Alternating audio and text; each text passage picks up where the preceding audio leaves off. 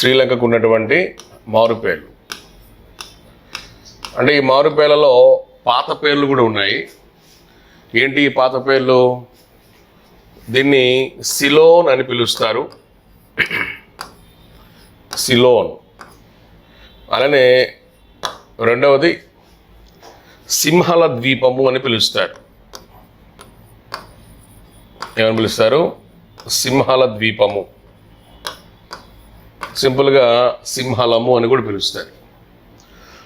మూడవది ఏంటి సార్ అంటే ఈ దేశానికి ఉన్నటువంటి మారు పేరు. ఇవి రెండు పాత పేర్లు అనుకుంటే ఇది మారు పేరు కిందకు వస్తుంది. ఏంటది?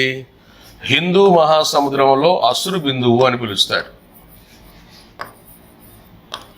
హిందూ మహాసముద్రంలో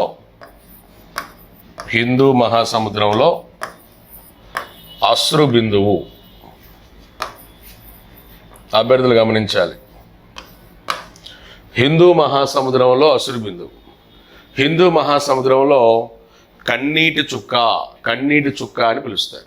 ఇప్పుడు మనం శ్రీలంక ప్రాంతాన్ని కానీ తీసుకున్నట్లయితే ఇదిగోండి, ఇది మొత్తం హిందూ ఓషన్ కిందకు వస్తుంది. ఇది మొత్తం హిందూ ఓషన్ అనగా టక్కన మీకు గుర్తుకు రావాల్సింది ఎం ఆకారంలో ఉన్నటువంటి మహాసముద్రము, ఎం ఆకారంలో ఉన్న మహాసముద్రము, లేదా వంట వీపు ఆకారంలో. గుర్తుంచుకోండి, వంట వీపు ఆకారంలో, hump of a camel, hump of a camel, వంట వీపు ఆకారంలో ఉన్నటువంటి మహాసముద్రంగా దీన్ని గుర్తింపు ఉంది. ఇప్పుడు పసిఫిక్ అనుకోండి త్రిభుజాకారం అంటాం, అట్లాంటిక్ అనుకోండి ఎస్ ఆకారం అంటాం, ఆర్కిటిక్ అనుకోండి ఓ ఆకారం అంటాం, అలానే దక్షిణ మహాసముద్రం అంటార్కిటిక్ అనుకోండి దీర్ఘచతురస్రాకారం అంటాం. అది హిందూ మహాసముద్రం అయితే ఎం ఆకారం లేదా వంట వీపు ఆకారం. మరి ఇటువంటి హిందూ మహాసముద్రంలో ఇదిగోండి ఇక్కడ మనం శ్రీలంకని గమనించవచ్చు. ఇదిగోండి, ఇది శ్రీలంక ప్రాంతం. ఇది ఈ కనిపిస్తున్నటువంటి ఈ భాగమే శ్రీలంక ప్రాంతం. అందుకే దీన్ని ఏమంటారు? హిందూ మహాసముద్రంలో అశ్రు బిందువు అని పిలుస్తారు. ఇదేంటి? ఇది సౌత్ అవుతుంది.